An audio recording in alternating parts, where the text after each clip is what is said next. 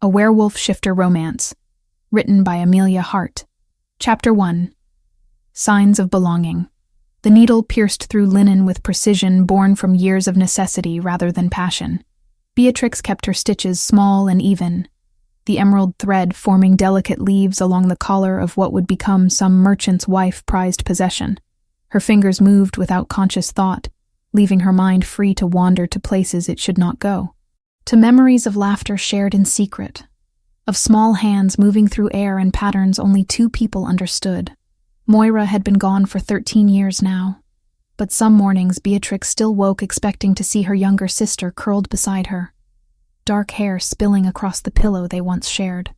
The ache never quite faded, though she had learned to carry it the way one carries old scars, present but no longer bleeding. The cottage felt too large for one person. It had felt that way since the rogue attack took her parents when she was 15, leaving her and 10-year-old Moira to fend for themselves among a pack that valued strength above all else. The pack had tolerated them then, barely, because their father had been a capable tracker before his death. After Moira succumbed to fever 2 years later, tolerance turned to disdain. An Omega without family was worthless in their eyes. An Omega who refused the attentions of the Alpha's son was worse than worthless. She was a liability. Beatrix set aside the finished collar and reached for another piece of fabric, this one destined to become a decorative square for the festival market. The annual celebration at the royal castle drew merchants and craftspeople from every corner of the kingdom, all hoping to catch the eye of wealthy nobles with coin to spare. She had been saving for months to afford the merchant tax required to set up a stall, selling 2 pieces for every 3 she made just to gather the silver needed. Old Marin from the village edge had helped her, purchasing handkerchiefs and pillowcases even when her own were barely worn. The elderly woman never said much, but her eyes held understanding that Beatrix treasured. Then there was Willem, the baker's apprentice who sometimes left day-old bread on her doorstep when his master was not looking. And Cora, the healer's daughter who had been Moira's only friend outside their home. These 3 had kept Beatrix from complete isolation, small kindnesses that meant more than they likely realized. Tomorrow she would leave before dawn, joining the caravan of villagers making the 2-day journey to the capital. The Alpha's son, Garrett, had made it clear he expected her to reconsider his suit before she departed. His idea of courtship involved cornering her in empty streets and describing in explicit detail what he would do once she stopped being difficult. She had no intention of reconsidering anything. The festival represented escape, even if only for a handful of days. The sun dipped low, painting her small workspace in amber and shadow. Beatrix lit a candle and continued working, determined to finish 3 more pieces before sleeping. The festival began in 3 days. She would be ready. The royal castle rose from the mountainside as if the stone itself had decided to reach for the sky. Beatrix had never seen anything so massive, so deliberately imposing. The outer walls alone could contain her entire village twice over, and the towers seemed to pierce the clouds. Pennants bearing the royal crest snapped in the mountain wind, the silver wolf on black silk visible for miles. The market sprawled across the lower courtyard, a organized chaos of color and noise. Merchants called out their wares while nobles drifted between stalls with practiced disinterest, their fine clothes marking them as clearly as any spoken word. Beatrix arranged her embroidered goods with careful attention, making sure each piece caught the light. Her stall sat wedged between a spice merchant and a potter, both of whom had barely acknowledged her presence beyond cursory nods. She was Omega. They could smell it on her, that indefinable something that marked her as lesser in their hierarchy. It did not matter that her needlework rivaled anything the noble ladies produced. It did not matter that she had survived alone for years in a pack that would have gladly seen her gone. She was Omega, and that single fact defined how the world treated her. The morning proved slow. A few nobles paused to examine her work, but most moved on without purchasing. One lady did buy a set of handkerchiefs, paying the asking price without haggling, which Beatrix counted as a small victory. By midday, her coin purse held barely more than when she started, and doubt began creeping in. Perhaps this had been foolish. Perhaps she should have stayed in the village, should have accepted Garrett's suit, and resigned herself to a life of misery with a roof over her head. No, that path led nowhere worth going. Beatrix was nibbling on cheese and hard bread when the commotion began. The crowd shifted, bodies turning toward the inner courtyard where the royal family apparently planned to make an appearance. She could not see much from her position, but the excited whispers told her what she needed to know. The Alpha King himself was coming out to greet his subjects, likely accompanied by his daughter. Everyone knew about Princess Elowen, the girl who could not hear, could not speak, a peculiarity that had scandalized the kingdom when it became apparent.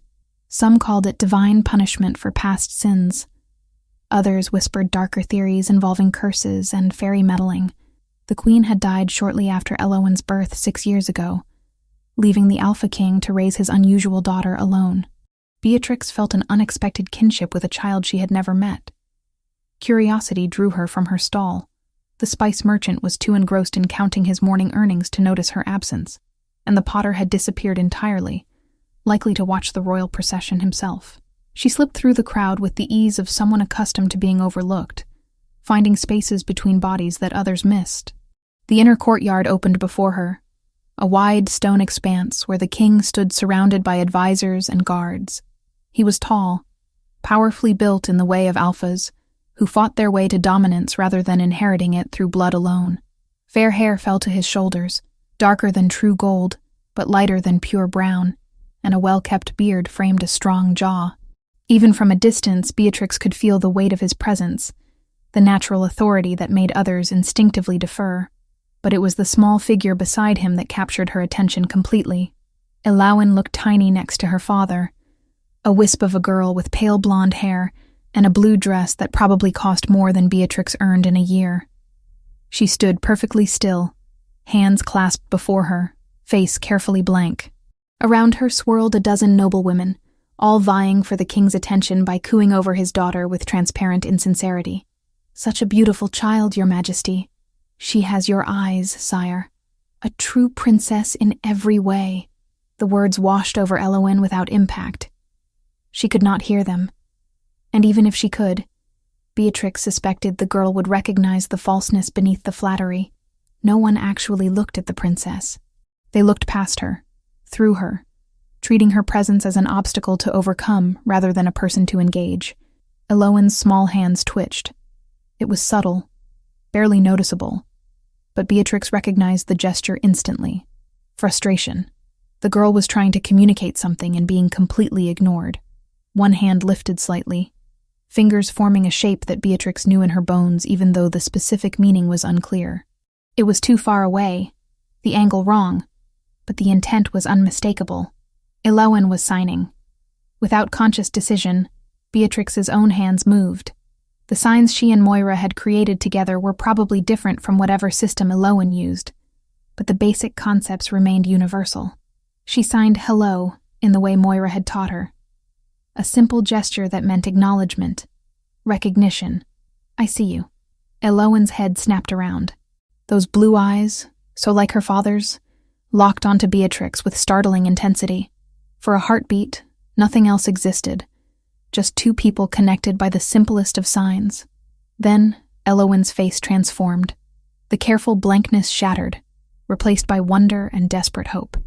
Her hands flew up, forming shapes rapidly, questions tumbling out too fast for Beatrix to follow. The Alpha King noticed. Of course he did.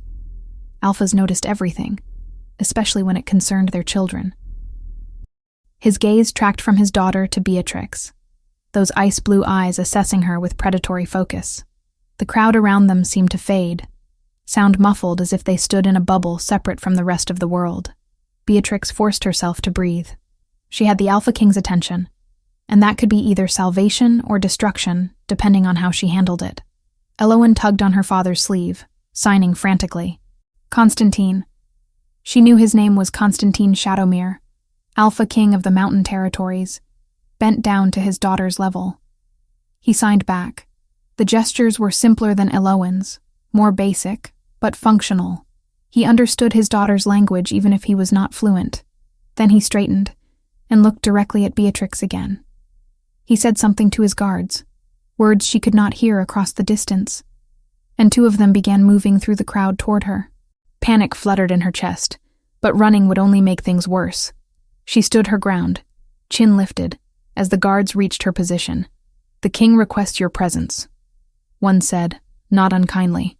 She followed them across the courtyard, acutely aware of every eye tracking her movement. Who was this common-looking woman being summoned by royalty? The whispers started immediately, speculation spreading like wildfire. By tonight, half the castle would have invented elaborate stories about her identity and purpose. Up close, Constantine Shadowmere was even more imposing. He towered over her by nearly a foot, and the breadth of his shoulders seemed to block out the sun. But it was his scent that nearly undid her. Pine and snow, and something wild that spoke to the wolf she carried inside. The beast that had never been strong but existed nonetheless. Alphas always smelled of dominance and power. This one smelled of winter storms and unshakable strength. "You know sign language," he said. It was not a question. "Yes, Your Majesty." Her voice came out steadier than she felt. "My sister was deaf. We created our own signs to communicate." "Your sister?" Something flickered in his expression, too quick to identify. "She is not with you?" "She died, 12 years ago now." Elowen made a sound, a small wounded noise that conveyed sympathy without words. Her hands moved again, and this time Beatrix was close enough to understand most of it. The signs were different from hers and Moira's, but the meaning came through. "I'm sorry. It's hard when they leave." Beatrix signed back, a simple gesture of acknowledgement and shared grief. Elowen's entire face lit up. Constantine watched this exchange with an expression that Beatrix could not quite read. Then he spoke, and his words changed everything. "I have a proposition for you. My daughter needs someone who can truly communicate with her, someone who understands what it means to live in silence. I am offering you a position in the royal household as Elowen's companion and tutor. You would teach her to expand her sign language, and perhaps teach others in the castle as well, so she is not so isolated." Beatrix stared at him. This could not be real. Things like this did not happen to Omegas from border villages, to women with no family and no prospects. "Your Majesty, I am honored, but I am not qualified. I have no formal training, no experience with children beyond my sister, and I am merely a seamstress. My daughter has had qualified tutors," Constantine said, and there was an edge to his voice now. "She has had the finest educators the kingdom can provide, and every single one of them treated her as a problem to be solved rather than a child to be understood. In 5 minutes you gave her more genuine connection than she has experienced in weeks. That is the only qualification I require." Elowen was watching her with those hopeful eyes, small hands clasped together as if in prayer. This child who had everything material wealth could provide, but nothing that truly mattered. This child who was lonely in a castle full of people. Beatrix had been that child once, in a different way. "When would you need me to start?" she heard herself ask. Constantine's expression shifted, something that might have been relief crossing his features. "Immediately. I will have servants collect your belongings from wherever you are staying and arrange for appropriate quarters in the castle. You will, of course, be compensated generously." It was happening too fast. Her mind raced, trying to catalog everything this decision would mean. Leaving the village permanently. Never seeing Marin or Willem or Cora again. Abandoning the small cottage that held every memory of her family. But also, never seeing Garrett again. Never feeling the pack's disdain. Never struggling to afford basic necessities. And this girl needed her. "I accept, Your Majesty." Elowen launched herself forward, wrapping small arms around Beatrix's waist in an enthusiastic hug that nearly knocked her backwards. The crowd gasped. Princesses did not embrace commoners in public. But Constantine merely smiled. A real smile that transformed his harsh features into something almost gentle. "Welcome to the royal household," he said. Chapter 2. Whispers and Walls. The servants' quarters occupied the eastern wing of the castle, a labyrinth of narrow corridors and modest chambers that housed everyone from ladies' maids to tutors. Beatrix's room sat at the far end of the 3rd floor, small but undeniably better than anything she had known before. A proper bed with clean linens, a writing desk beneath a window that overlooked the training grounds, and a wardrobe that could hold 10 times the clothing she actually possessed. She stood in the doorway, taking it all in with a strange sense of disconnection. 3 days ago, she had been sleeping in a cottage with a leaking roof. wondering how she would afford winter firewood. Now she lived in a castle, employed by royalty, with more security than she had ever known. The cost of that security became apparent within hours. An Omega. The voice dripped with disdain. Beatrix turned to find an older man in expensive robes standing in the corridor, his sharp features twisted in disapproval. His scent marked him as beta, powerful, but not quite dominant. His Majesty has truly lost all sense of propriety, bringing your kind into proximity with the princess. Counselor Godwin, I presume. Beatrix kept her tone neutral, though her wolf bristled at the naked hostility. She had dealt with men like this her entire life. They were all the same, convinced that hierarchy determined worth. You presume correctly. He stepped closer, using his height advantage to loom over her. It was a dominance display, crude but effective on most Omegas. I want you to understand something very clearly. The king may have been charmed by whatever act you performed at the festival, but I see through it. You are a nobody from nowhere, and the moment you prove yourself unworthy of this position, I will personally ensure your removal. Then I shall endeavor to prove myself worthy. Beatrix met his gaze without flinching. Will there be anything else, counselor? His jaw tightened. He had expected submission, fear, perhaps even tears. Her calm refusal to be cowed clearly irritated him. We shall see how long your insolence lasts. He swept away, robes billowing dramatically. Beatrix closed her door and leaned against it, releasing a slow breath. This would not be easy. The first week proved her right. Godwin was not her only problem. The courtesans who constantly circled Constantine, hoping to catch his eye and become the next queen, viewed Beatrix as unwanted competition. Never mind that she was Omega, and therefore completely unsuitable for such a position. Never mind that Constantine had shown zero romantic interest in her. The simple fact that she had daily access to him through Elowen made her a threat in their eyes. They whispered when she passed, loud enough to be heard, quiet enough to maintain deniability. I heard she bewitched the princess somehow, probably slipped something in the child's food. My mother knew a hedge witch who could make potions that created false affection. How else would an Omega secure such a position? She must have used unnatural means. Beatrix ignored them all. She had a job to do, and Elowen deserved her full attention. The princess was brilliant. That became clear within days. Whatever prevented her from hearing and speaking had not touched her mind, which was sharp and endlessly curious. She learned new signs with remarkable speed, her small hands forming shapes that grew more complex each day. More importantly, she was finally able to express the thoughts and feelings that had been trapped inside her for 6 years. They sat together in Elowen's chambers, a bright suite of rooms decorated in soft blues and creams. Beatrix had created a new sign, combining one of Moira's gestures with one from Elowen's existing vocabulary. The meaning, happy surprise. The feeling of unexpected joy. Elowen practiced it repeatedly, then signed a question. Can we make signs for all the feelings? We can make signs for anything you want. Beatrix signed back. Feelings, ideas, dreams. Your language can be as big as you need it to be. The girl's face glowed with delight.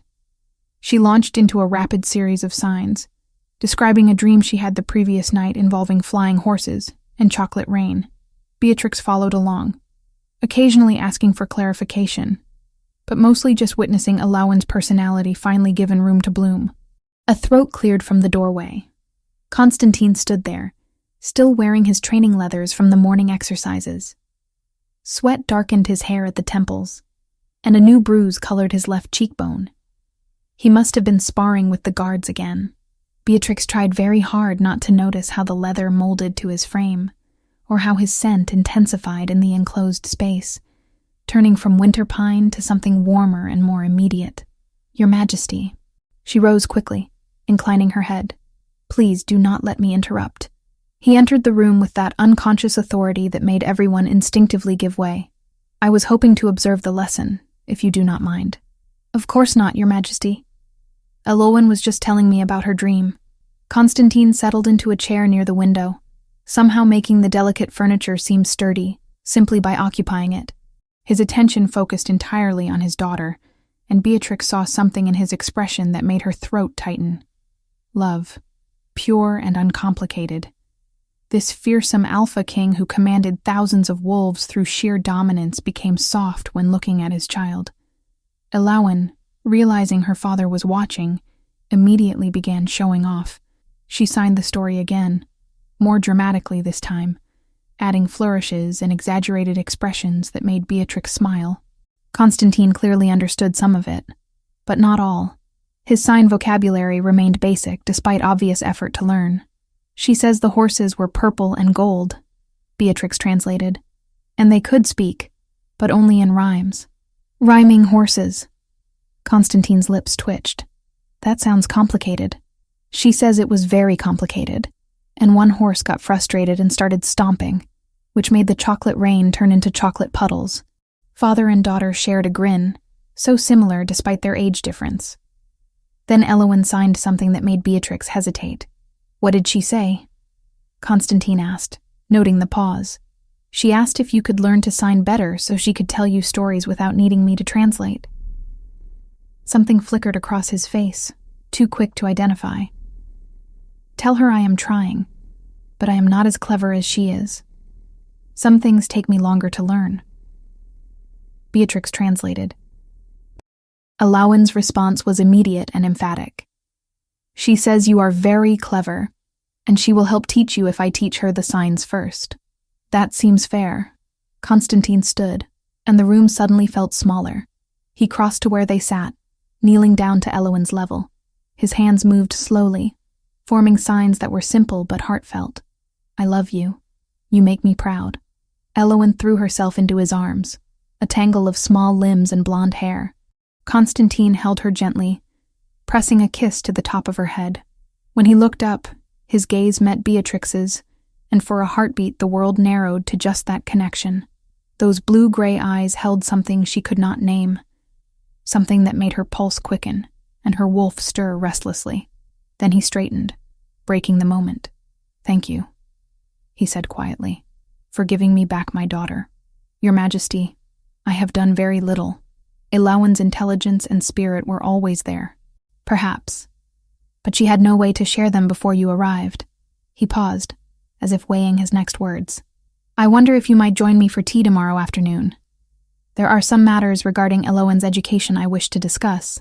It was a reasonable request. Perfectly appropriate. Yet something in his tone suggested those matters were not the only reason for the invitation. Of course, Your Majesty. I would be honored. He left shortly after, taking his distracting scent with him. Beatrix released a breath she had not realized she was holding. The next afternoon brought the test Godwin had apparently been planning. Beatrix arrived for tea with Constantine, only to find the king's private study filled with people. 2 alphas from smaller packs, both bristling with aggression, stood on opposite sides of the room while their respective betas hovered nearby. Godwin lurked near the desk, wearing an expression of false concern. Ah, Miss Beatrix. Constantine's tone was carefully neutral, but she caught the warning in his eyes. I apologize for the change in plans. It seems we have a dispute that requires immediate attention, and Counselor Godwin suggested you might be able to assist. It was a trap. That much was obvious. Godwin wanted to see her fail publicly, to prove she was unsuitable for her position. The 2 alphas barely glanced at her, their attention fixed on each other with predatory intensity. The Redwood pack has been hunting in Ironwood territory, one alpha growled. He was shorter than his opponent, but broader, with scars marking his hands and face. They killed 3 elk that belonged to us by right. Your territory boundary is unclear, the other alpha shot back. He was younger, leaner, with nervous energy that suggested inexperience. The river moved after the spring floods. We hunted where we always hunt. The boundary has not changed in 50 years. Then perhaps it should change. Your pack is smaller now. You cannot use all that land. The temperature in the room dropped as both alphas began releasing dominance pheromones, trying to intimidate each other. Beatrix felt the pressure of it, that weight that made omegas want to curl up and submit. She pushed back against the instinct, keeping her spine straight. Your Majesty, she said clearly. May I speak with both alphas privately? Godwin scoffed. Privately? This is meant to be a mediation, not a secret negotiation. Nevertheless, Constantine's voice cut through the tension. I am curious to see Miss Beatrix's approach. Gentlemen, please accompany her to the adjacent room. You have 15 minutes. The alphas looked skeptical, but obeyed their king. Beatrix led them into a smaller chamber, closing the door behind them.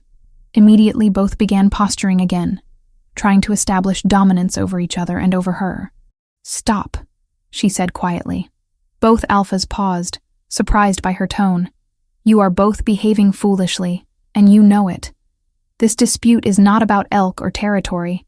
It is about pride. You dare. The older alpha stepped forward threateningly. Yes, I dare. Because someone needs to say what everyone is thinking. Beatrix held her ground. Alpha Redwood, your pack is indeed smaller than it once was. That must be difficult to accept. And Alpha Ironwood, you are young and eager to prove yourself.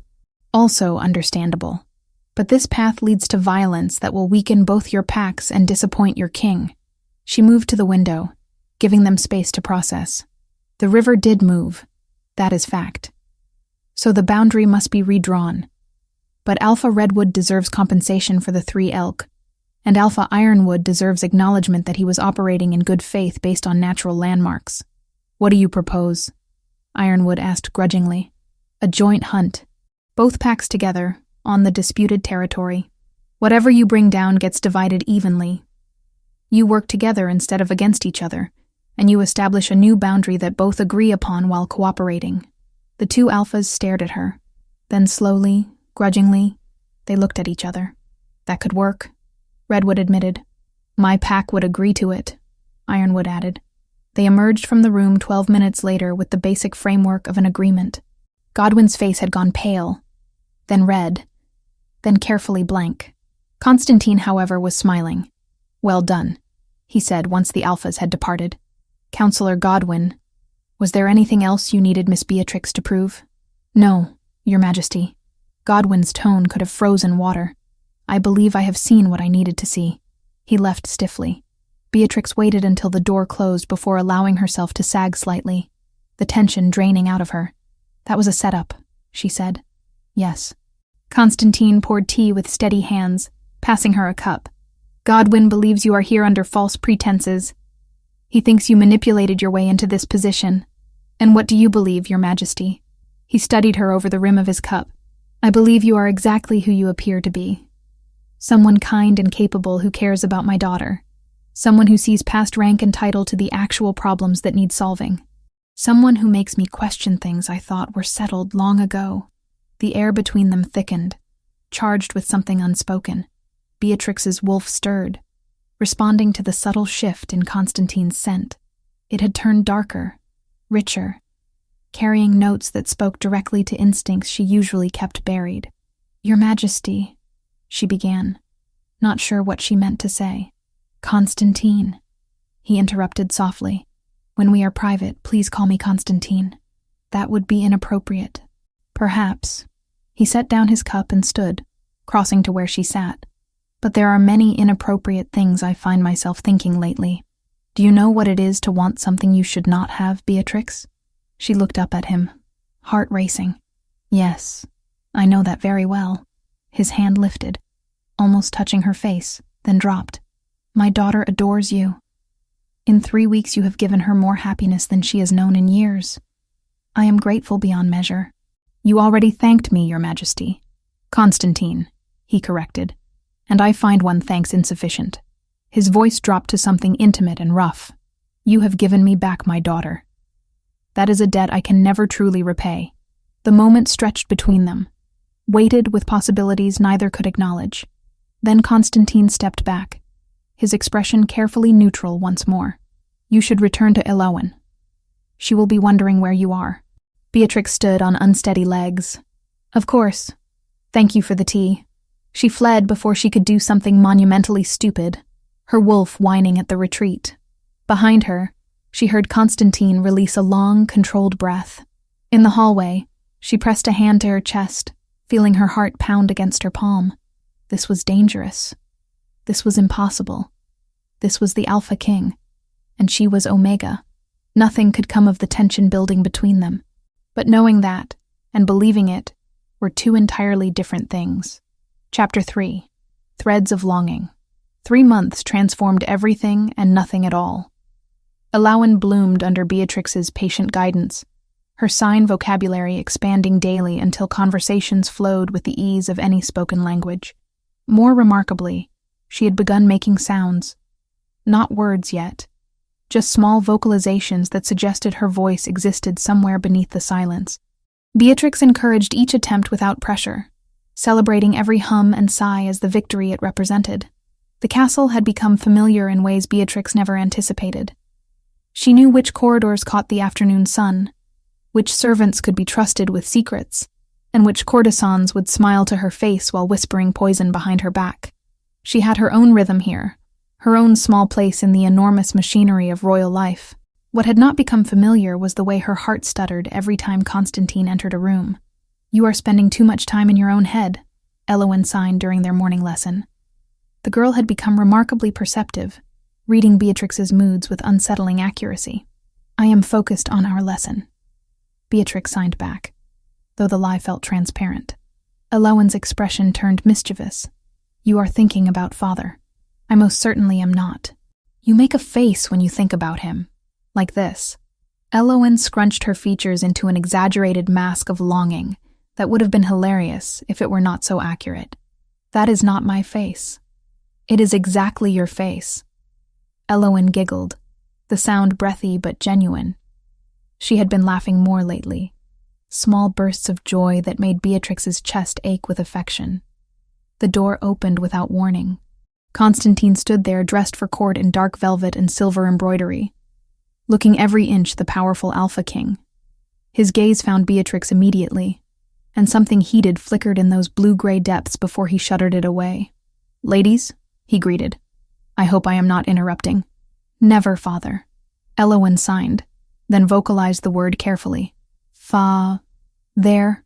Constantine's expression transformed, pride and wonder mixing with something close to tears.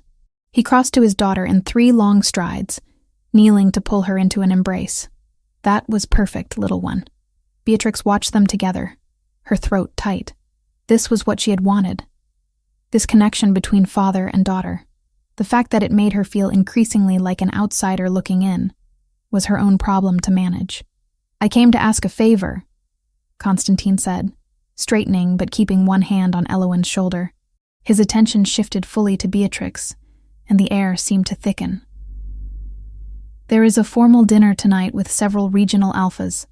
I would like Elowen to attend, which means I need you there as well to interpret for her." It was not the first time he had made such a request. Over the past month, Beatrix had attended 3 dinners, 2 council meetings, and 1 excruciating musical performance, where Lady Cordelia had sung directly at Constantine while shooting venomous glances at Beatrix. "Of course, Your Majesty." "Constantine," he corrected quietly. They had been over this. In private, he insisted on his name. Beatrix complied, though using it felt dangerously intimate.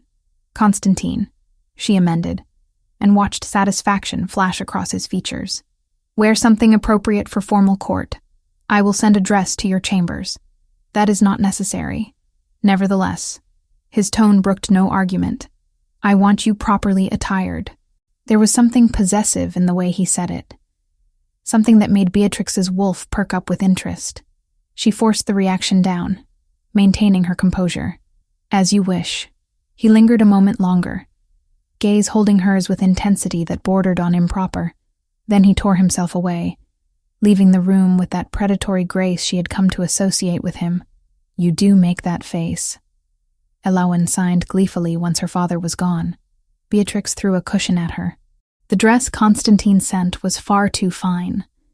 Deep green silk that brought out her eyes, with delicate silver embroidery along the bodice and sleeves. It fit perfectly, which meant he had been paying attention to her measurements. The thought made her skin flush with warmth that had nothing to do with the temperature. She braided her dark hair in a crown around her head, keeping it severe and practical, despite the elegance of the gown. When she looked in the polished silver mirror, a stranger stared back. Not quite a lady, but no longer a simple seamstress either. Something in between, undefined and uncertain. The formal dining hall glittered with candlelight and wealth. Long tables arranged in a U-shape accommodated perhaps 40 guests, all dressed in their finest.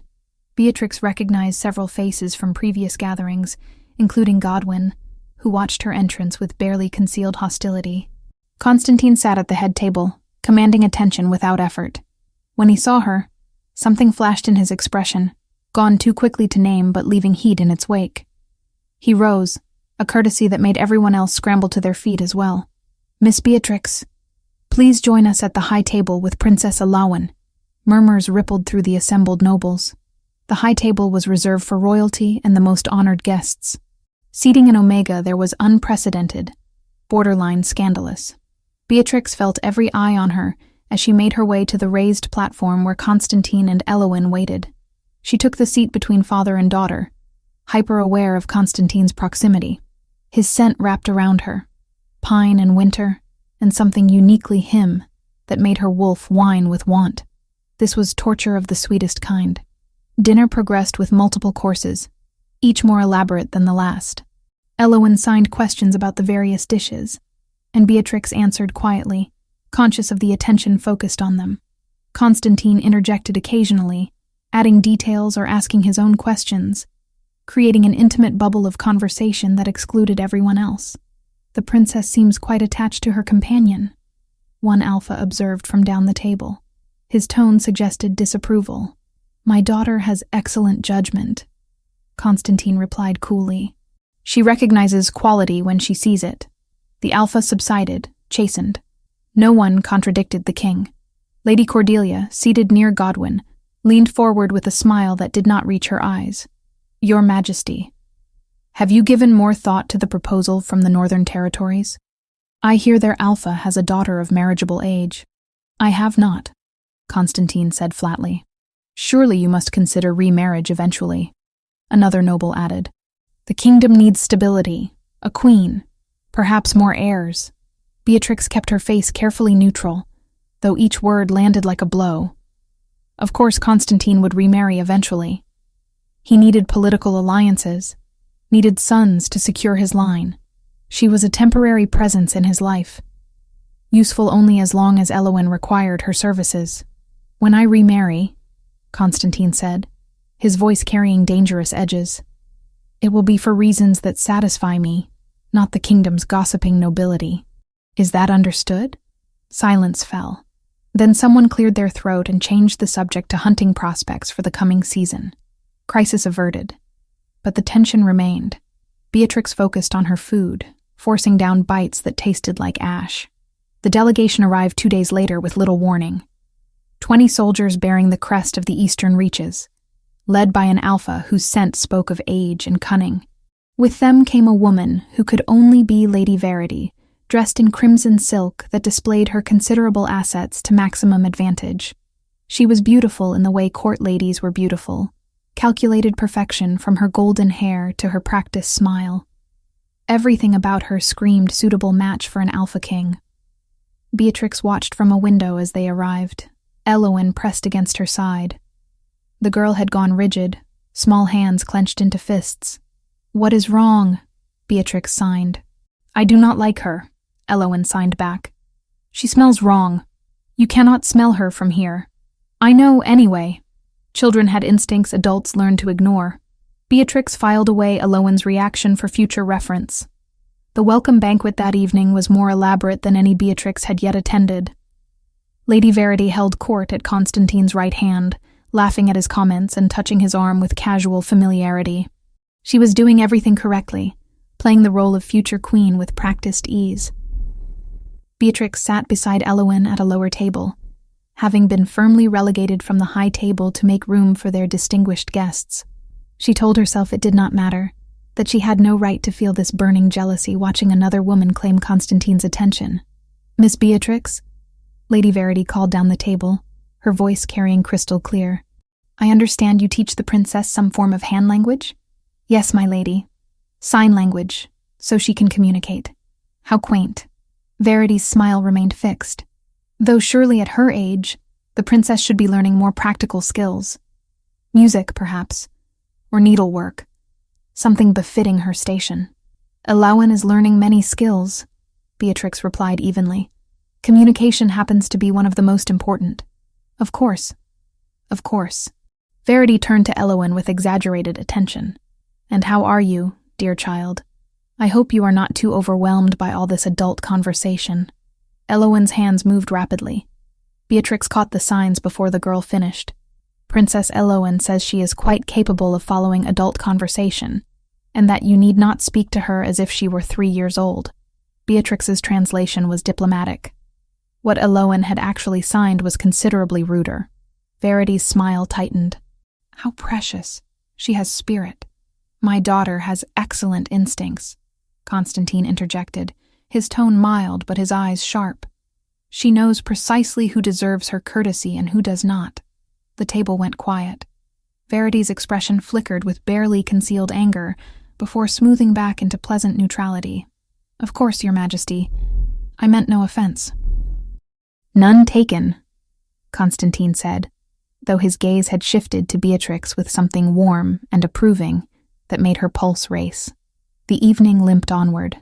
Verity recovered her composure quickly, redirecting her charm toward Constantine with renewed determination. She spoke of alliances and trade routes, of the benefits their union would bring to both territories. She was making a compelling case, Beatrix had to admit. Everything she offered made logical sense. Everything except the fact that Constantine looked at her with polite disinterest, while he looked at Beatrix like he was starving, and she was sustenance itself. The messenger arrived during dessert, stumbling into the hall with blood soaking his tunic and terror marking his scent. He collapsed at the foot of the high table, gasping for breath. Your Majesty, he managed. Rogues. The border villages. They came at dawn, dozens of them. Coordinated attack. We could not hold them. Constantine was on his feet instantly. Which villages? Thornwood, Ashbrook, River's Bend. Beatrix's world tilted. River's Bend, her village, where Marin lived, where Willem worked, where Cora still tended the sick and injured. Send for Tavish, Constantine ordered, already moving. Ready the guard. We ride within the hour. Your Majesty, let me come with you. Alpha Verity's father stood. My men are fresh. We can provide additional support. Constantine barely glanced at him. Appreciated. Tavish will coordinate. His gaze found Beatrix across the chaos. Something passed between them, understanding and shared urgency. Beatrix, take Elowen to your chambers. Stay there until I return. She wanted to argue, wanted to beg to come with him, to see if anyone she knew had survived. But Elowen needed her, and Constantine needed to focus on the threat without worrying about their safety. Be careful, she said, the words inadequate. His jaw tightened. Always. Then he was gone, taking half the castle guard with him. The hall erupted into frightened speculation. Beatrix gathered Elowen close and fled to the relative safety of her chambers. They waited through the night. Elowen eventually fell asleep, curled against Beatrix's side, but sleep eluded Beatrix entirely. She kept seeing Marin's weathered face, Willem's shy smile, Cora's steady hands. They were the only ones who had shown her kindness when the world turned cold. They were the closest thing to family she had left. If they were gone, she had nothing remaining of her old life. Nothing but painful memories and the graves of people she had loved. Dawn came gray and cheerless. Elowen woke, signing questions Beatrix could not answer. They sat together in silence, waiting. Constantine returned at midday. She heard his heavy footfalls in the corridor before he knocked, recognized his scent beneath the smell of smoke and blood. She opened the door to find him hollowed out, exhausted in body and spirit. Tell me, she said. The villages were destroyed. We found survivors, perhaps 30 total from all 3 settlements. The rogues were organized, brutal. They hit fast and retreated before we could engage them properly. Did you? She could not finish the question. I do not know who survived from River's Bend specifically. The refugees are being brought to the castle for treatment and shelter. You can look for your people when they arrive. Relief and dread warred in her chest. Maybe they had survived. Maybe they were among the 30. Maybe she would not have to carry more grief. Constantine's hand lifted, cupping her face with a gentleness that contrasted his blood-stained appearance. "I am sorry, Beatrix. I should have seen this coming. Should have reinforced those borders. You cannot predict everything. I am Alpha King. Protecting my people is precisely what I should do." His thumb brushed across her cheekbone, the touch sending shivers down her spine. "You were one of those people once. I should have protected them better. They were standing too close." His scent wrapped around her, wild and desperate beneath the exhaustion.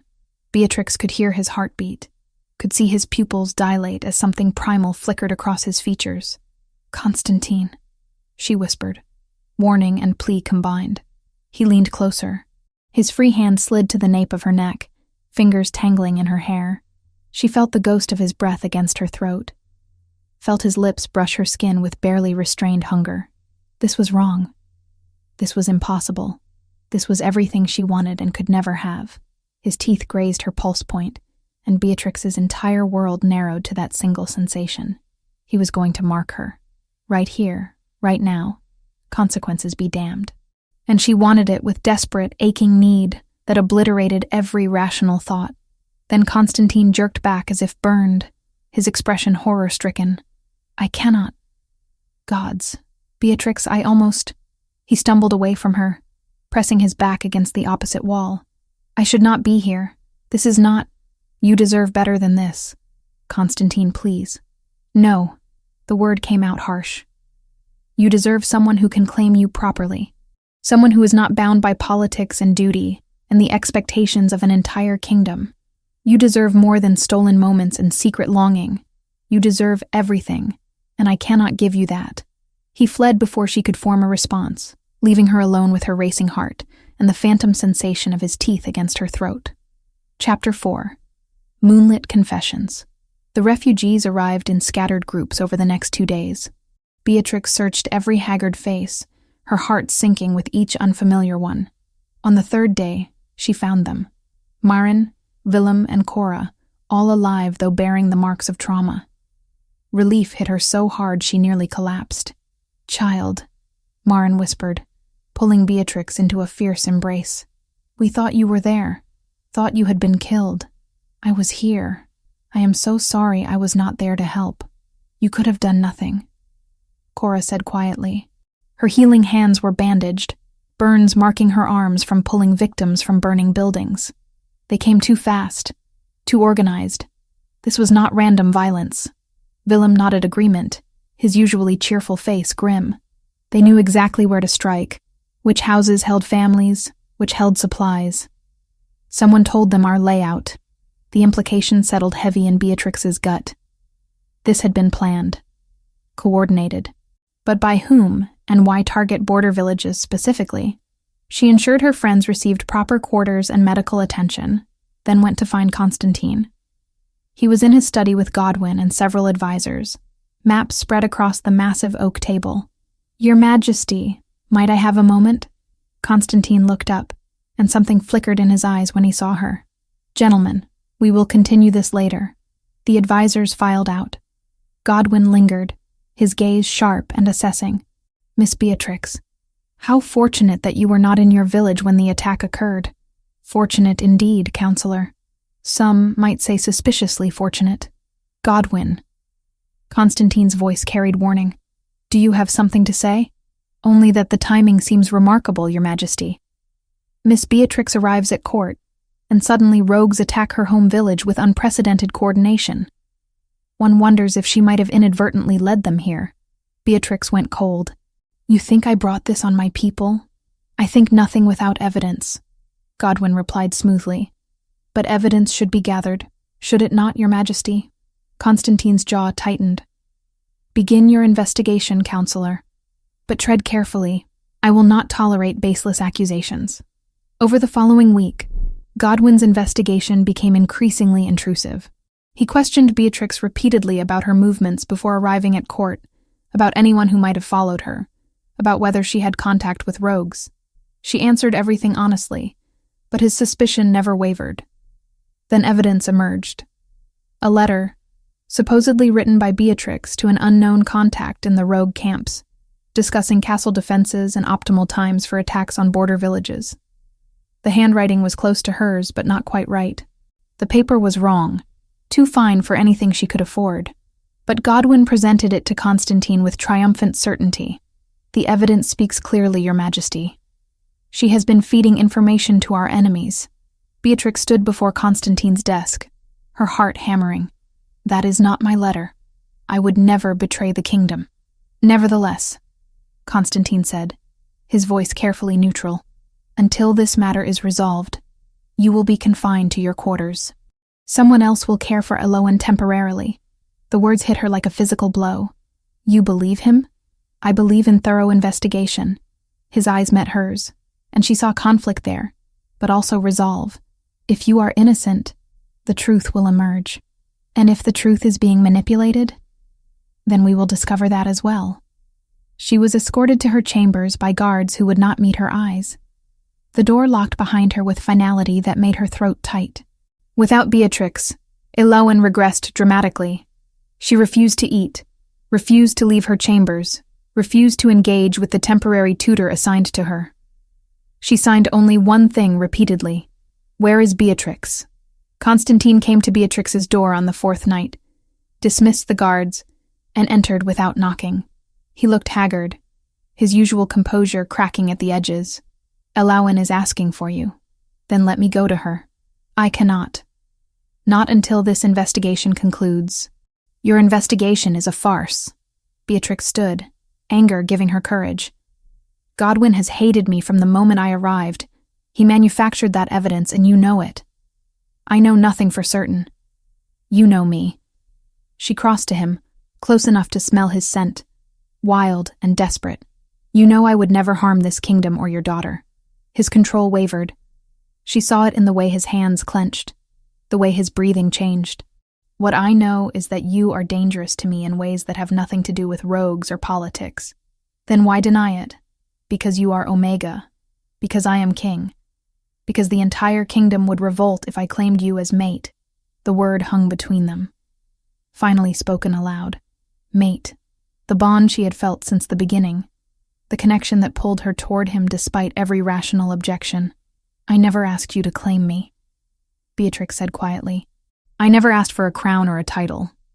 But do not pretend this is about politics, Constantine. You are afraid. His eyes flashed gold. Careful. Afraid that what you feel for me is more powerful than your duty.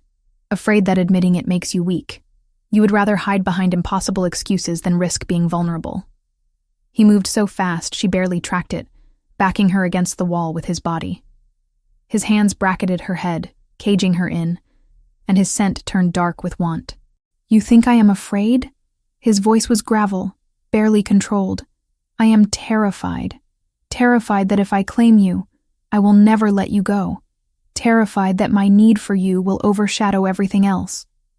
Terrified that you deserve better than a king who cannot give you everything you are owed. I want you, she whispered. Not a king, not a title, just you. His forehead dropped to hers, breath mingling. Beatrix, claim me or release me, but stop this torture of hovering between. The moon rose outside her window, full and bright, calling to every wolf in the kingdom. Constantine's control shattered visibly. His lips found hers in a kiss that was more claiming than question, demanding and desperate. Beatrix responded with equal hunger, her hands fisting in his shirt, pulling him closer. His teeth grazed her throat, finding the spot where her pulse hammered wildly. One bite and she would be his, irrevocably bound. She tilted her head, offering, wanting it despite the consequences. Then he wrenched away, putting the width of the room between them. His chest heaved, eyes wild and gold-rimmed. I cannot. Gods help me, I cannot do this to you. You deserve someone who can claim you openly, who can give you the honor you are owed. I am too selfish, too bound by duty. You should hate me for wanting you this much while refusing to have you properly. Constantine, please. No. The word was final. I will prove your innocence. Tomorrow, I will announce it publicly and ensure Godwin never threatens you again. But this, he gestured between them, this cannot happen. For your sake more than mine. He left her alone with her racing heart, and the taste of him still on her lips. Dawn brought vindication. Tavish, the captain of the guard, had apparently been investigating independently. He presented Constantine with evidence of discrepancies in Godwin's case, proof that the letter had been forged, witnesses who contradicted key elements of the accusation. Constantine called a court assembly. Every noble in the castle attended, sensing drama. He stood before them all, radiating authority, and announced Beatrix's complete innocence. Godwin was forced to publicly apologize, his face mottled with barely suppressed rage. Furthermore, Constantine continued, his gaze finding Beatrix in the crowd, anyone who questions Miss Beatrix's loyalty or position in this household will answer to me personally. She has my complete trust and protection. The declaration was unmistakable. He might not claim her as mate, but he was marking her as under his protection nonetheless. It was not what she wanted, but it was something. Lady Verity and her delegation departed that afternoon without ceremony, their political alliance proposal quietly withdrawn. Apparently, Constantine's obvious devotion to an Omega companion made him unsuitable for their family's ambitions. Beatrix stood with Elowen watching the carriages leave, the girl's small hand clasped firmly in hers. "Are you staying?" Elowen signed. "Yes." Beatrix signed back. Always. It was a promise she intended to keep, regardless of what Constantine decided about their impossible connection. Chapter 5. Blood and Bonds. Tavish found Constantine in the weapons room, where the king often went when he needed to think. The captain of the guard carried himself with unusual tension, his scent sharp with urgency. "Your Majesty, we need to speak." Privately. Constantine dismissed the two guards sharpening swords in the corner. Once they were alone, Tavish pulled out a leather journal, its pages filled with notes and observations. "I have been investigating the rogue attacks independently," Tavish began without preamble. "The coordination, the timing, everything pointed to inside help. I finally found the connection. Godwin has been in contact with Alpha Hrothgar of the Northern Reach for months. They are planning a coup." Constantine's hand stilled on the sword he had been examining. "Explain." "Hrothgar wants the throne.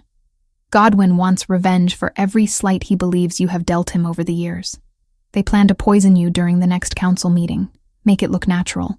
Once you are dead, Hrothgar will claim regency over Elowen until she comes of age. Of course, accidents happen to children all the time." Rage flooded Constantine's system, his wolf rising dangerously close to the surface. "You are certain?" "I have witnesses, servants who overheard conversations. A merchant who delivered strange herbs to Godwin's chambers. But, Your Majesty, I do not know how deep this goes. I cannot be sure who else on the council might be involved." Constantine's mind raced through possibilities. If he arrested Godwin now, any other conspirators would scatter. Better to let them think they had succeeded, catch them all at once. "We will spring their trap," he decided. "Let them believe they have won, then crush them completely. That is dangerous, Your Majesty. If anything goes wrong, then I trust you to protect Elowen." Constantine met his captain's eyes. "I need to discuss this with someone who understands the court dynamics better than either of us. Someone who has been watching from the outside." "Miss Beatrix?" "Yes." Tavish's expression shifted to something approving. "She is clever, that one. And loyal. The servants speak well of her, which tells me more than any investigation could." Constantine found Beatrix in the library with Elowen, both absorbed in a book about ancient wolves and their magic. His daughter looked up when he entered, her face brightening. "Father, Beatrix says the old wolves could speak mind to mind even in human form. Is that true?" "Some could." Constantine signed back, his skills having improved considerably over the months. "But the gift is rare now." Elowen returned to her book, satisfied. Constantine caught Beatrix's eye and tilted his head toward the door. She understood immediately, making an excuse to Elowen about needing to discuss lesson plans. They walked to his private study in silence, charged with unspoken tension. Once inside, Constantine locked the door and released a long breath. "There is a plot to kill me and seize the throne through Elowen." Beatrix went pale, but her voice remained steady. "Tell me everything." He did. She listened without interruption, her sharp mind clearly working through implications. When he finished, She began pacing, hands moving restlessly. "Godwin will present the poison as a gift," she said. "Something celebratory to avoid suspicion. Wine, most likely, since that is traditional for council toasts. He will want you to drink it publicly so there are witnesses to your sudden illness." "Agreed. You will need an antidote ready, in case any actually enters your system. Cora, the healer from my village, she knows poisons. She can prepare something." Constantine nodded, impressed.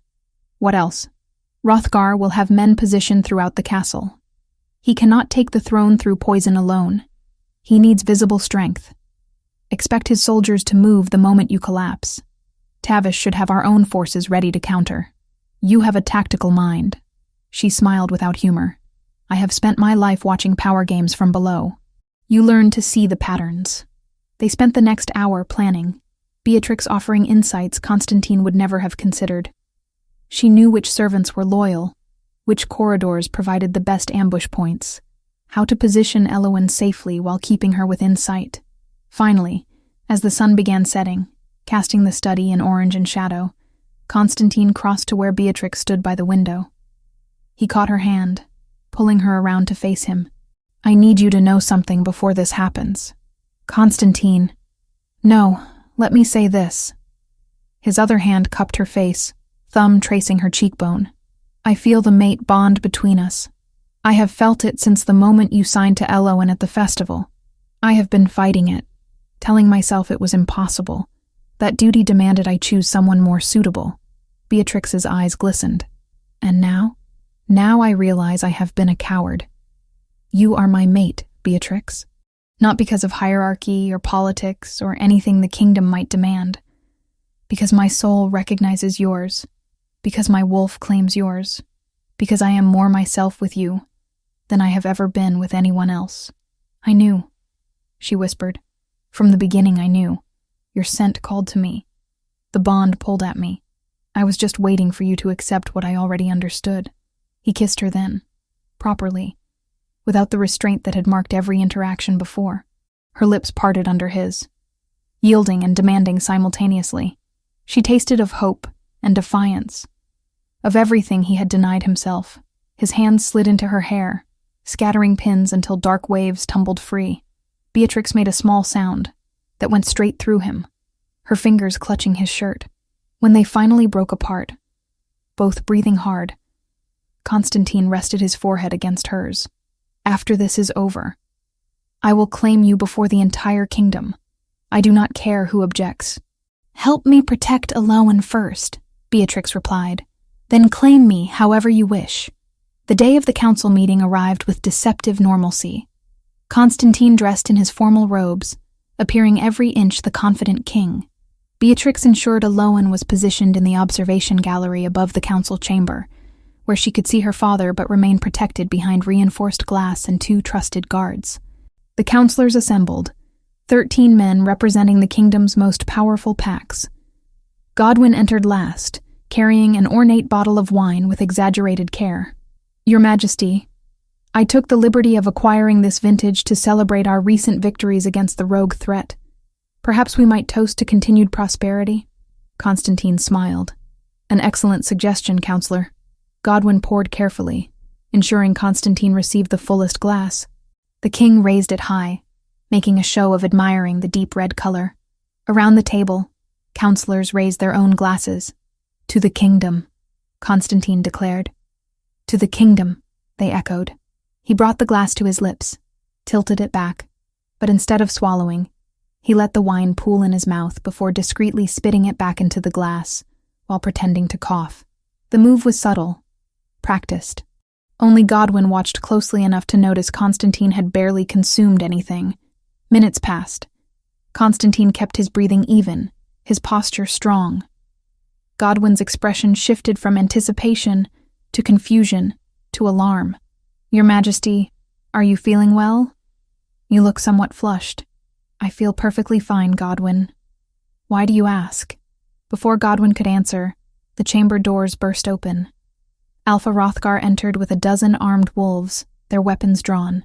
He was a massive man, scarred and brutal-looking, with eyes that promised violence. "Forgive the interruption." Hrothgar said, not sounding sorry at all. But I am here to claim what should have been mine years ago.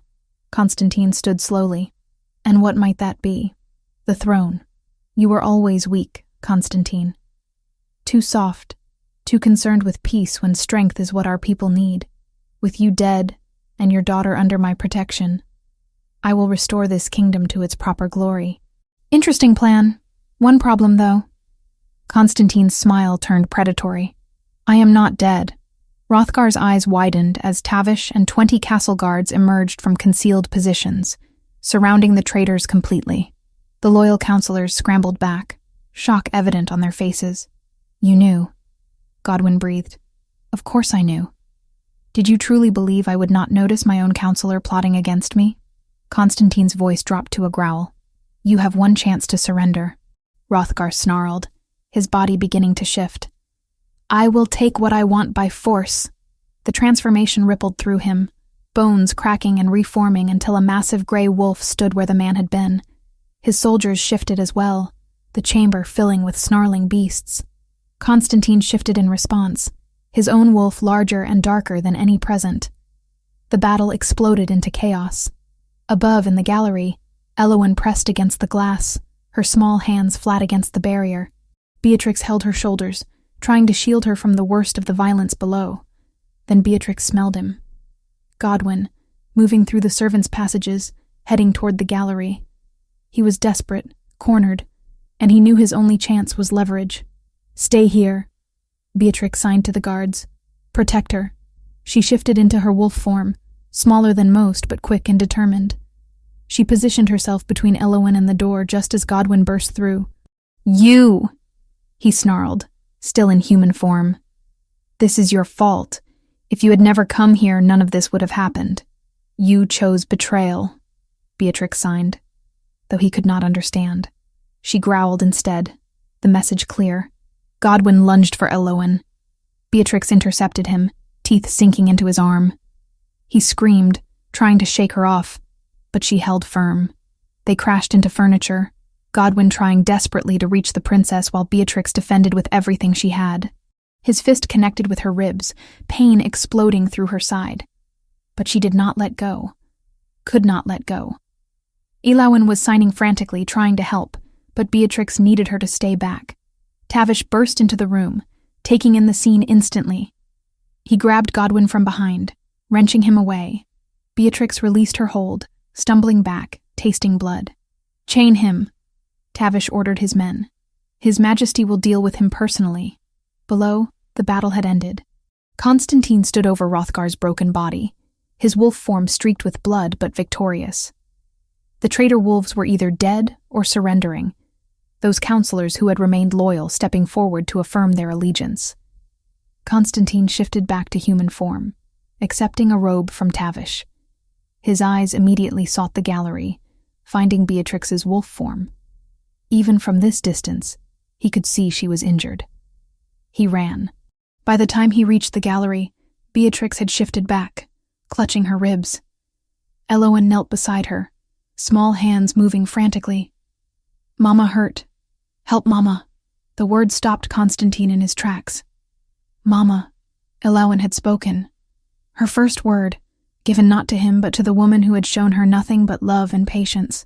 Then Eowyn spoke again, her voice rough and uncertain but unmistakable. Mama. Beatrix's eyes filled with tears. She pulled Eowyn close despite her injuries, pressing a kiss to blonde hair. I am all right, little one. I am all right. Constantine knelt beside them, gathering both into his arms. His mate and his daughter, the two people who mattered more than any throne or kingdom. They were safe. Everything else could wait. Chapter 6. Crown and Claiming. 3 weeks had passed since the battle that nearly destroyed everything. The castle bore witness to transformation. Wounds both literal and political, slowly healing under careful attention. Godwyn sat in exile, stripped of title and land, his name spoken only as warning. Hrothgar's death had sent ripples through the northern reach. But his successor, a younger cousin with more pragmatism than ambition, sent emissaries bearing formal apologies and renewed pledges of loyalty. Beatrix's ribs healed under Cora's skilled care. the bruises fading from purple to yellow to nothing. Through it all, Constantine remained close, his presence a constant reassurance that sent her wolf purring with contentment. He made no secret of his devotion anymore, and the castle buzzed with speculation about when, not if, he would make his claim official. Elowyn's transformation proved even more remarkable than physical healing. The girl who had spoken her first word during crisis now spoke freely, her voice gaining strength and confidence daily. She still preferred signing, the language feeling more natural to her fingers than her tongue, but she no longer lived trapped in silence. On the morning of the council meeting that would determine their future, Elowyn climbed into Beatrix's bed before dawn, small hands finding hers in the darkness. "Are you scared?" the girl asked, her voice sleep-rough but clear. "Terrified," Beatrix admitted honestly. "Father says brave people feel fear, but act anyway." Elowyn snuggled closer. "You are the bravest person I know, Mama." That word still made Beatrix's chest ache with overwhelming emotion. She had not asked for it, had never presumed to claim such a title.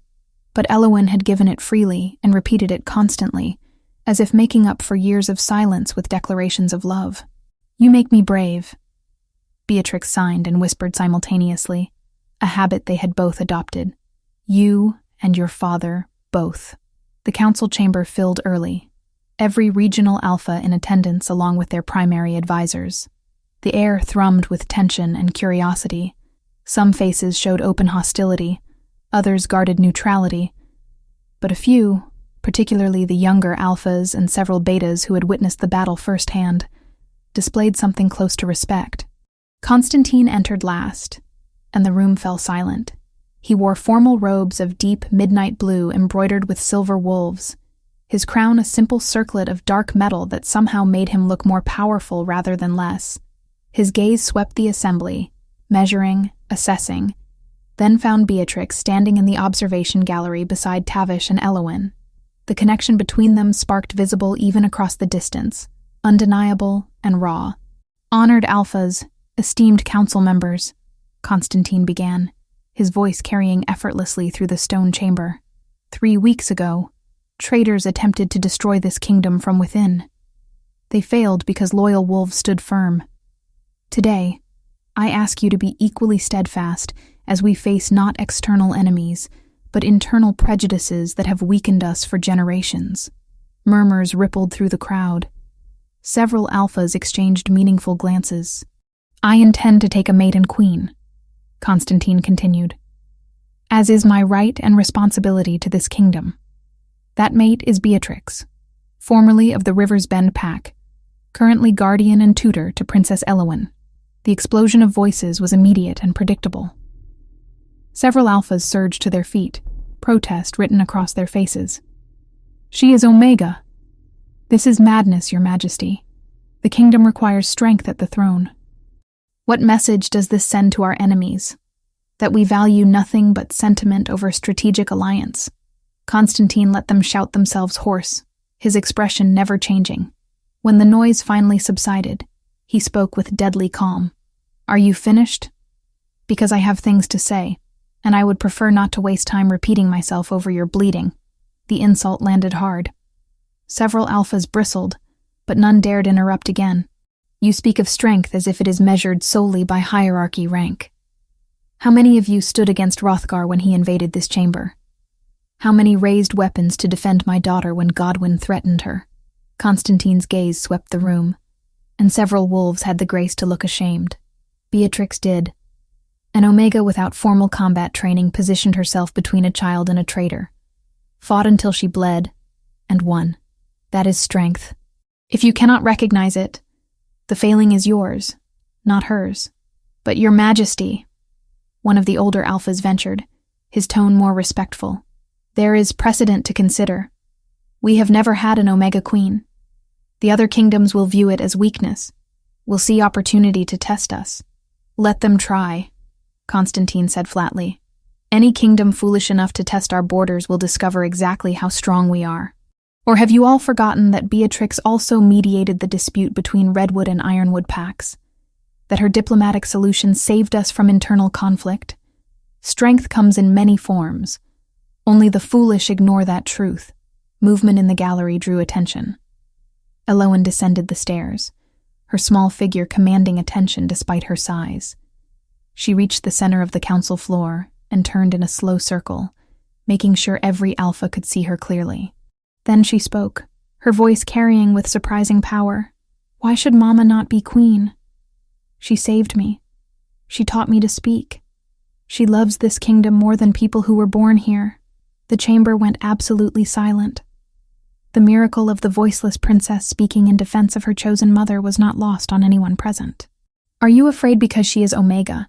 Elowen continued, signing as she spoke. "Or because she is better than you expect?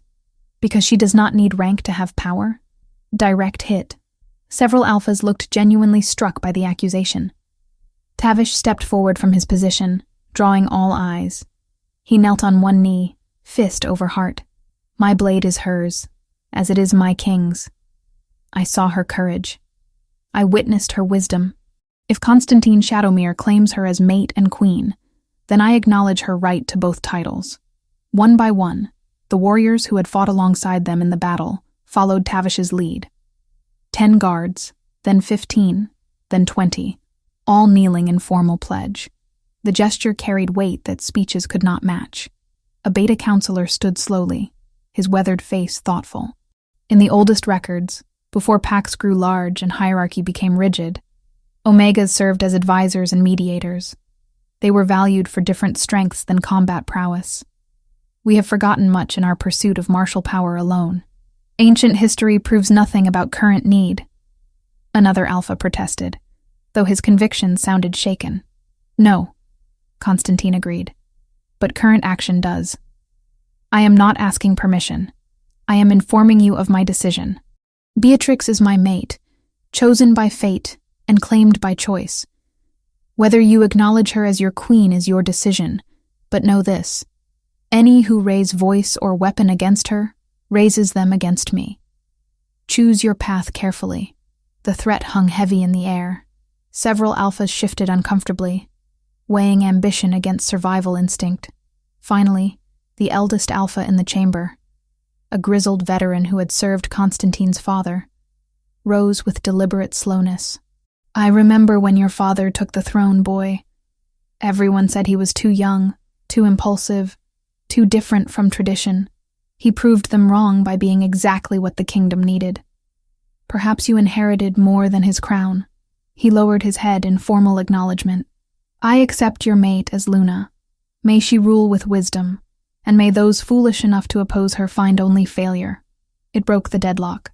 Not everyone acquiesced immediately, but enough voices joined the elders that opposition became untenable. By the time the council session ended, Constantine's claim stood unchallenged, if not universally celebrated. That evening, in the privacy of his chambers, Constantine finally allowed his control to slip. He pulled Beatrix into his arms with shaking hands, burying his face in her hair. "I would have abdicated," he whispered. "If they had refused to accept you, I would have walked away from the throne." "No, you would not have," Beatrix replied gently. "You love this kingdom too much, and I would never ask that sacrifice. It would not be sacrifice. It would be choosing what matters most." He pulled back just far enough to cup her face in his palms. "Tomorrow night, under the full moon, I will claim you before the gods in the kingdom. No more waiting, no more doubt. Yes," Beatrix breathed. "Claim me. Make me yours in every way." His eyes flashed gold, control fraying at the edges. "You have been mine since the moment you signed to my daughter. I was just too stubborn to admit what my soul already knew." Their lips met in a kiss that tasted of promise and possession, of battles won and futures claimed. Outside, the moon began its rise, full and bright, calling to every wolf in the kingdom. By tomorrow night, that call would bind two souls together in a bond that death itself could not break. For now, they had this moment, this room, this perfect certainty that they had found home in each other's arms. Chapter 7. Under Silver Light. The preparations for the bonding ceremony consumed the castle in controlled chaos. Servants rushed through corridors carrying armfuls of white mountain flowers and silver silk. Cooks prepared the ritual feast that would feed hundreds of guests. In the throne room, workers constructed the ceremonial platform where Constantine and Beatrix would stand beneath the full moon, visible through the massive skylight designed specifically for such occasions. Beatrix stood in her chambers, while 3 seamstresses fitted her ceremonial gown, a creation of flowing silver fabric that seemed to capture moonlight itself. The design was traditional, marking her as Luna and Queen, but modified to include delicate embroidery along the sleeves. Elowen had insisted on adding the embroidery herself. Small flowers and wolves worked in silver thread by determined 6-year-old hands. "You look beautiful, Mama," Elowen signed, perched on the window seat where she had been watching for the past hour. Her voice followed, still soft, but growing stronger. "Like starlight. You are biased?" Beatrix signed back with a smile. "I am honest." Elowen hopped down and crossed to her, small hands smoothing imaginary wrinkles from the gown. "Father will cry when he sees you. Your father does not cry. He did when I first said Mama. He will cry tonight too, but happy tears." Elowen's certainty was absolute and oddly touching. One of the seamstresses stepped back, surveying her work critically. "I believe we are finished, my lady. The fit is perfect. Thank you," Beatrix said softly.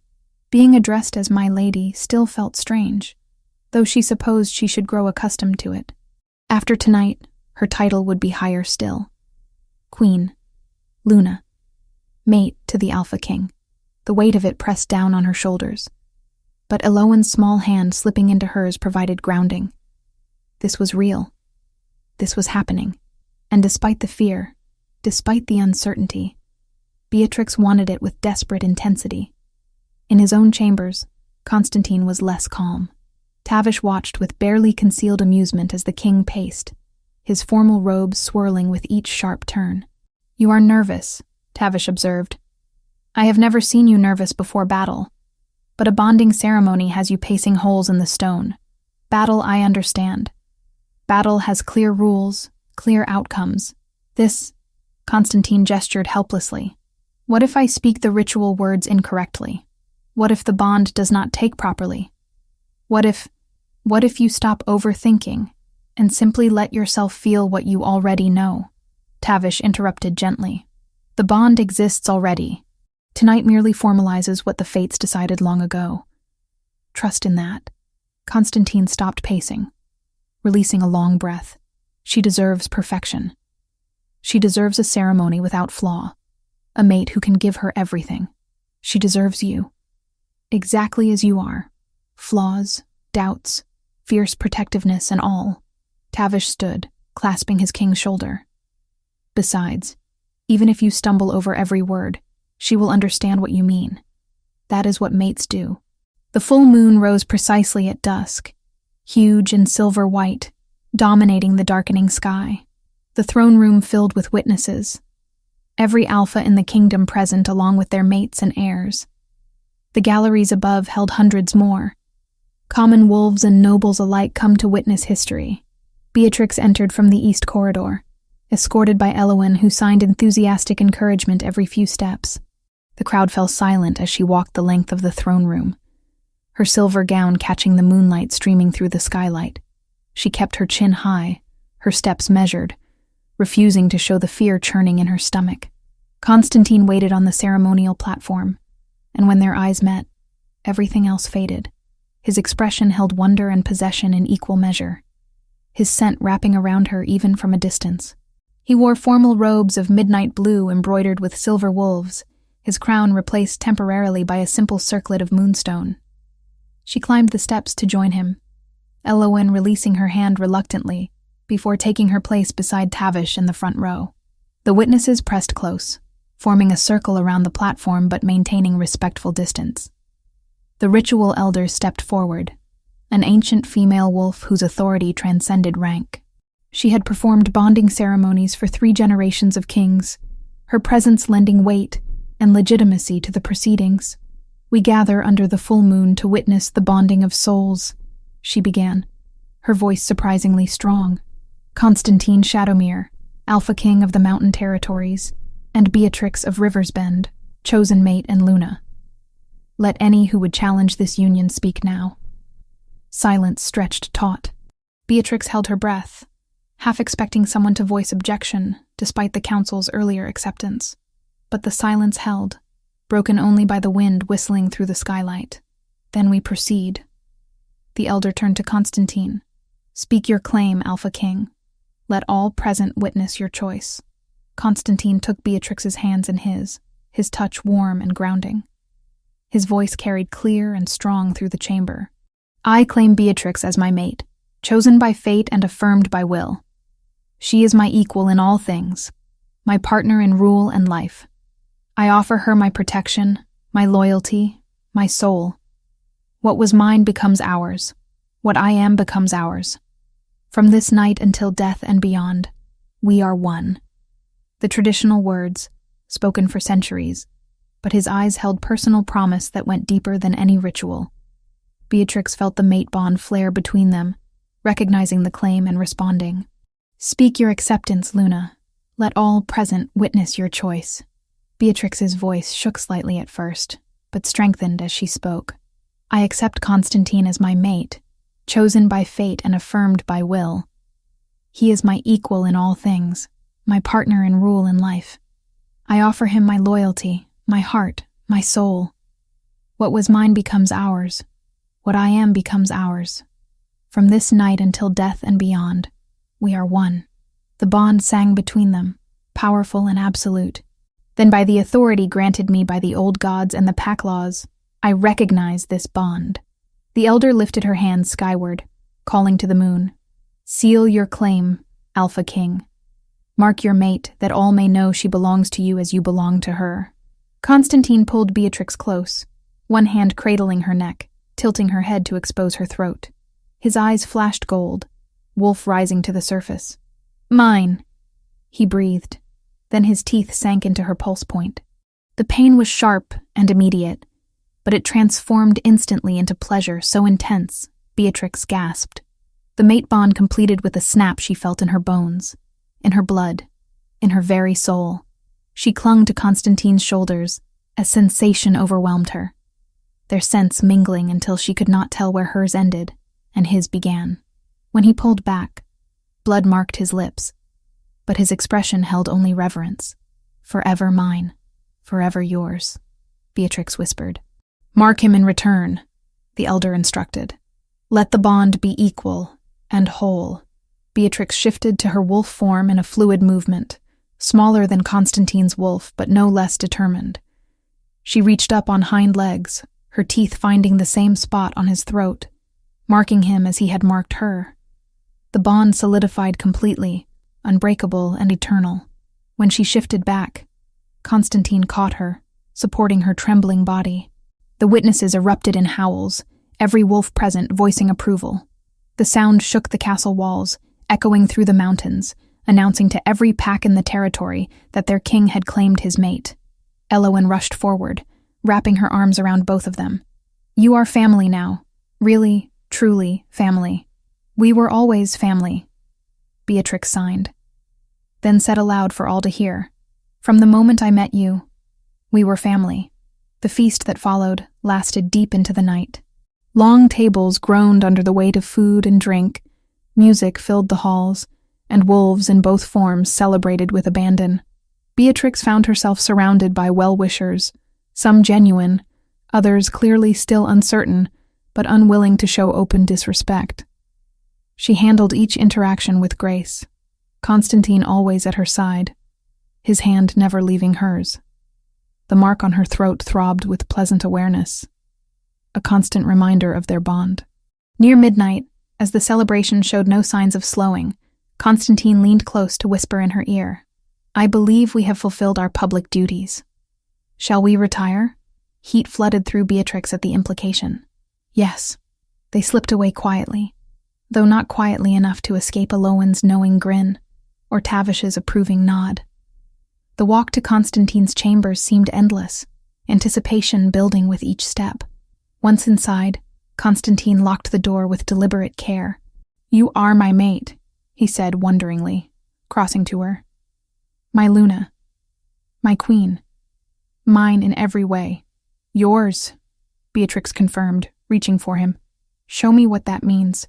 He did, with hands and lips and whispered promises, claiming her completely as moonlight poured through the windows, and their bond pulsed with shared pleasure. They learned each other thoroughly, taking time to discover what made the other gasp and shudder. When they finally joined, the bond flared so bright, Beatrix thought she might shatter from it. Afterwards, wrapped in each other's arms, Constantine traced the mark on her throat with gentle fingers. I should have claimed you months ago. We needed to walk this path at our own pace. Beatrix pressed a kiss to his chest, right over his heart. We are here now. That is what matters. Here, and never letting go. He pulled her closer, possessive even in tenderness. Sleep, my Luna. Tomorrow we begin our reign together. Beatrix drifted off with his heartbeat steady beneath her ear, the mate bond humming contentment, and the certain knowledge that she had finally, truly, found home. Chapter 8. Legacy of Light. Almost 2 years had passed since the bonding ceremony under the full moon. The kingdom had transformed in ways both subtle and profound, blooming under the joint rule of Constantine and Beatrix, like flowers after winter snow. Beatrix stood at the window of her private chambers, one hand resting on her swollen belly as she watched the sun rise over the mountains. 4 months pregnant with twins, if Cora's predictions proved correct. The pregnancy had been unexpected, a gift neither she nor Constantine had dared hope for, given her Omega status and the rarity of such unions producing heirs. You should be resting, Constantine said from the doorway, his voice warm with affection and concern. He crossed the room to stand behind her, his arms wrapping carefully around her expanding waist, hands settling over hers on their growing children. I have rested all night. Now I want to watch the sunrise. She leaned back against his solid warmth. Besides, I can feel them stirring. They like the morning light. They will be strong, Constantine murmured, his lips brushing her temple. Like their mother, and stubborn like their father. That too. Movement at the door drew their attention. Elowen appeared, now 7 years old, and looking far more grown than seemed possible. Her blonde hair hung loose down her back, and her blue eyes sparkled with excitement. Mama, Papa, can we go to the village today? You promised to show me the new school. The school had been Beatrix's project from the beginning.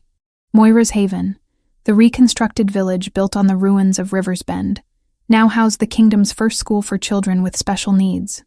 Deaf children, blind children, those who could not shift or struggled with learning, all found welcome there. Teachers trained in signing and other communication methods ensured no child lived trapped in isolation as Elowen once had. We can go this afternoon. Beatrix signed and spoke simultaneously, a habit they had all maintained. I have council meetings this morning.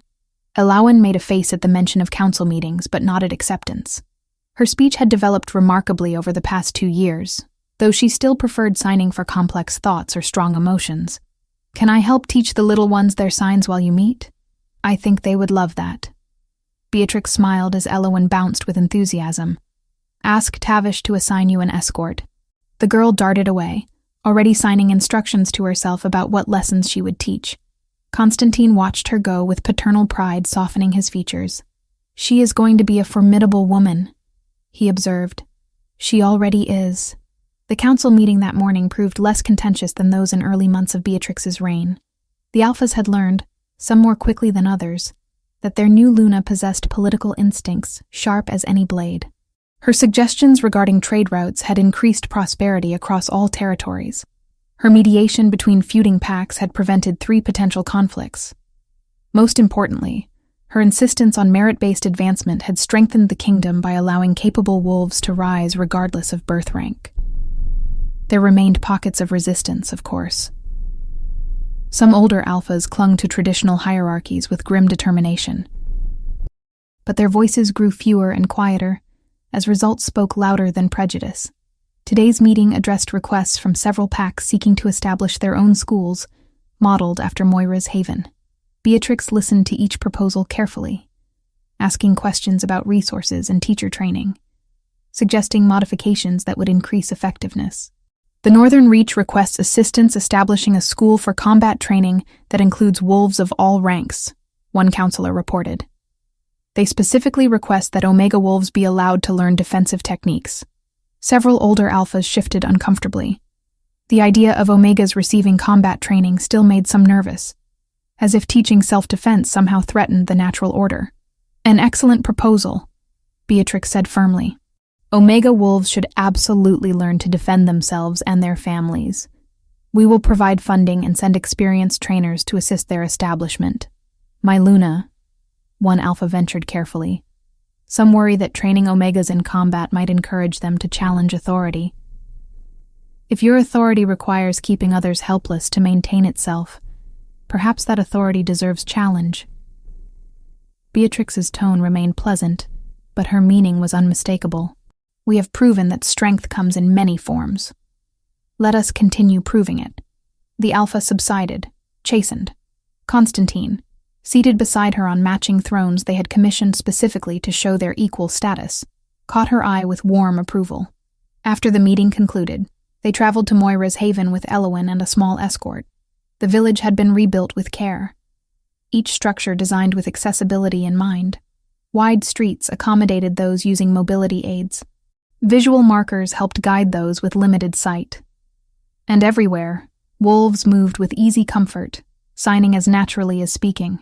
Marin met them at the village entrance, the elderly woman now serving as the school's administrator. She had taken to the role with unexpected enthusiasm, her years of quiet observation making her perfectly suited to understanding each child's unique needs. My Luna, Your Majesty. She bowed formally, but her eyes danced with affection. Eowyn, the children have been asking for you all week. I brought new stories to share, Eowyn announced proudly, holding up a leather-bound book she had insisted on carrying herself. And Mama helped me create new signs for complicated feelings. Wonderful. Come. They are gathering in the main hall. Willem appeared from the bakery he now operated, his shy smile replaced by confident pride. He had trained 3 apprentices already, passing on skills while building a thriving business. Fresh bread for your majesties, and honey cakes, because I know someone who cannot resist them. Constantine accepted the basket with genuine gratitude. Your cakes remain the finest in the kingdom, Willem. Cora emerged from the healing house, her apprentices trailing behind, carrying supplies. She examined Beatrix with a healer's critical eye, noting posture and color and scent. You are well, she concluded. But tired. The twins grow strong and demand much energy. I feel them moving constantly, Beatrix admitted. They seem to have inherited their father's restlessness, or their mother's determination. Cora smiled. Come by later. I have a tea blend that will help with the fatigue. They spent the afternoon at the school, watching Eowyn teach signing to children who had previously struggled to communicate.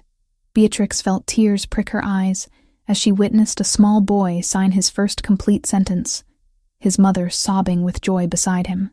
This was what they had built together. Not just a kingdom with strong borders and profitable trade, but a place where every wolf had value regardless of rank or ability. A place where children like Eowyn, like Moira, like Beatrix herself, would never again feel worthless or invisible.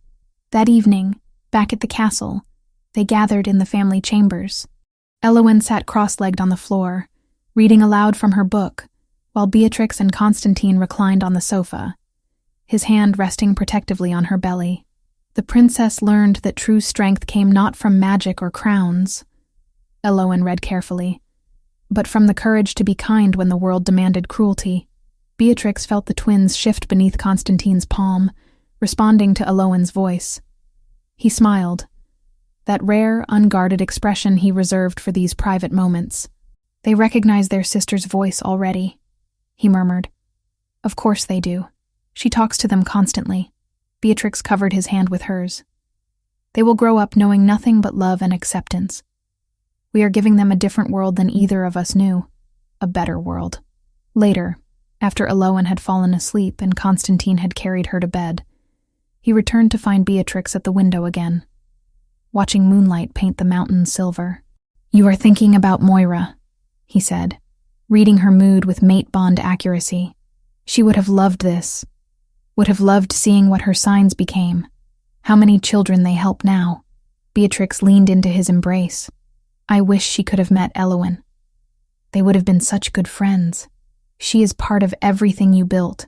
Every child who learns to sign, every family who reconnects through communication. That is Moira's legacy as much as yours. And yours. You could have chosen a mate who brought political alliance and military strength. Instead, you chose me. I chose my mate. Fate chose you. I simply had sense enough to listen. He turned her to face him, hands cupping her face with infinite gentleness. You gave me back my daughter. You gave this kingdom justice and compassion. You gave me a family I never thought to have again. How could I possibly regret any choice that led me to you? The twins kicked sharply, making them both laugh. Constantine dropped to his knees, pressing kisses to Beatrix's swollen belly and signing greetings to the children within. Your father is ridiculous. Beatrix signed to the twins, though they could not yet see her hands. Your mother is perfect. Constantine signed back, rising to claim her lips in a kiss that still made her dizzy even after 2 years. Outside, snow began to fall, the first of winter drifting down to blanket the kingdom in white. Inside the castle, the royal family stood warm and safe, bound by love stronger than any political alliance, any tradition, any prejudice that had tried to keep them apart. The kingdom prospered under their rule. The pacts grew stronger through unity rather than hierarchy. And in the hearts of two people who had found each other against all odds, hope bloomed eternal, that they had built something lasting, something good, something that would endure long after they themselves had passed into memory. They were home. They were together. And that, more than crowns or kingdoms, was all that truly mattered. The end.